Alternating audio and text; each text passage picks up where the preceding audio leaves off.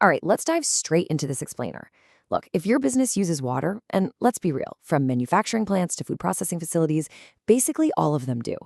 What happens to that water after it goes down your drain? Well, that is a massive, non-negotiable legal responsibility.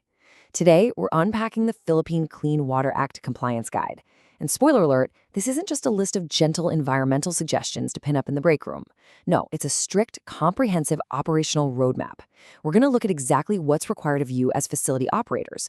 We'll cover the permits you absolutely must hold, the microscopic chemical standards you've got to meet, right down to the physical infrastructure you are legally mandated to build. So let's get into it.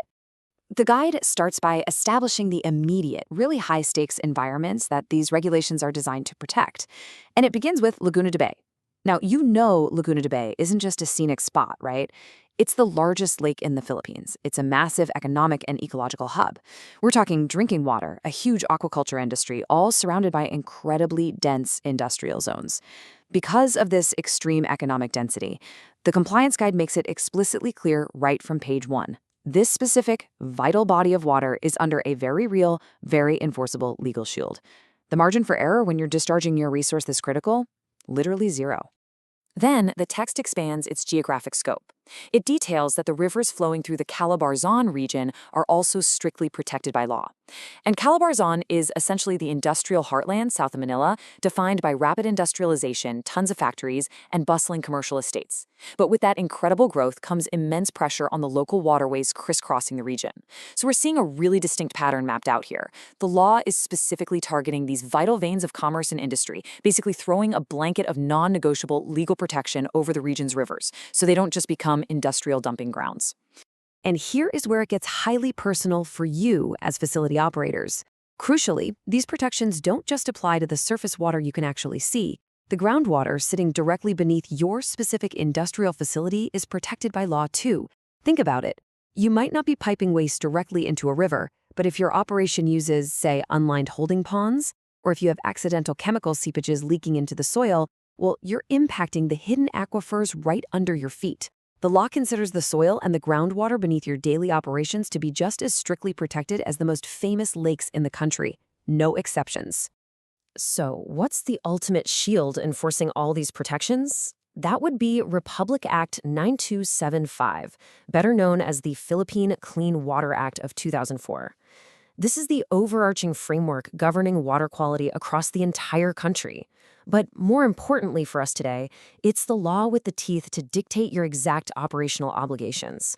Whenever a business discharges wastewater, whether that's intentionally through a pipe or totally unintentionally through seepage, this is the legal standard that steps in to regulate, measure, and penalize. It forms the absolute, undeniable foundation of everything we're looking at in this compliance guide. Moving on to the next section, permits and standards, which establishes your legal baseline.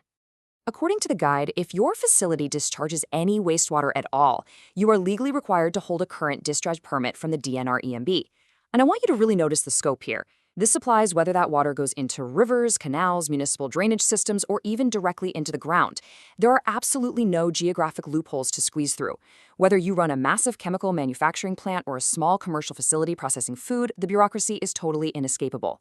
If wastewater leaves your facility's operational loop in literally any capacity, you've got to have that specific current permit in hand to operate legally. The guide is brutally clear on this point.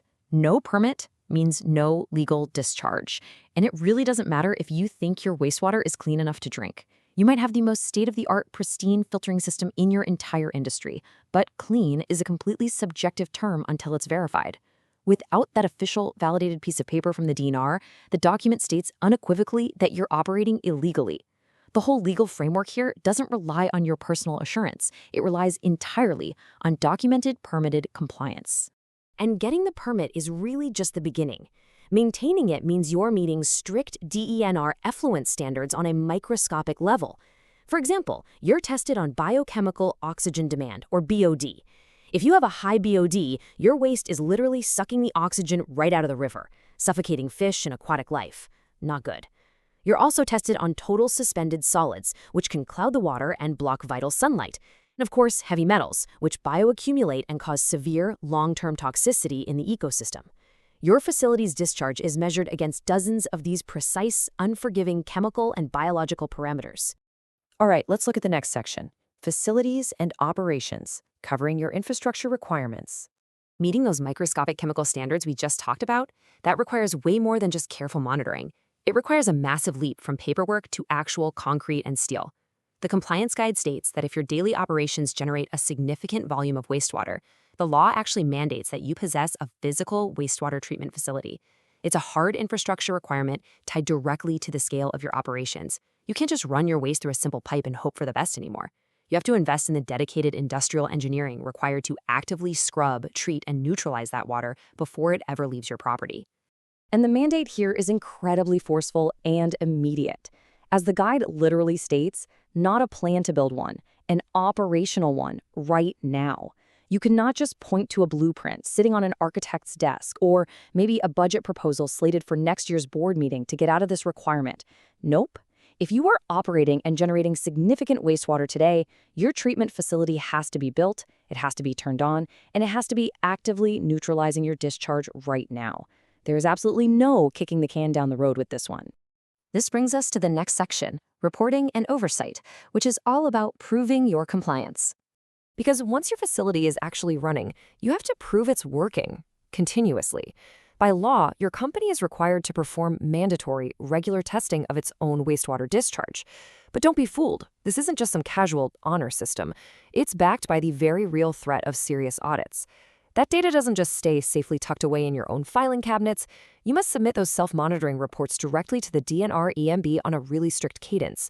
Basically, this creates an ongoing, highly transparent paper trail proving your adherence to those dozens of chemical parameters we outlined earlier. Now, to manage this giant, complex web of reporting, chemical testing, and infrastructure, the text points out that you need a dedicated expert on staff. Much like the requirements you've seen under the Clean Air Act, the Clean Water Act dictates that you absolutely need a Certified Pollution Control Officer, or PCO. Honestly, think of your PCO as your new best friend and essential guide through this regulatory maze. They're the certified professional whose sole job is actively overseeing your entire water pollution control program. They make sure the testing is perfectly accurate, the reports are actually filed on time, and every single compliance box stays perfectly checked. Which brings us to our final section, the cost of non-compliance, and what happens next. So, we've mapped out the microscopic chemical parameters you've got to meet, the mandatory physical treatment facilities you have to build, and the constant, rigorous oversight required to prove your adherence. Ignoring Republic Act 9275? Yeah, clearly not an option.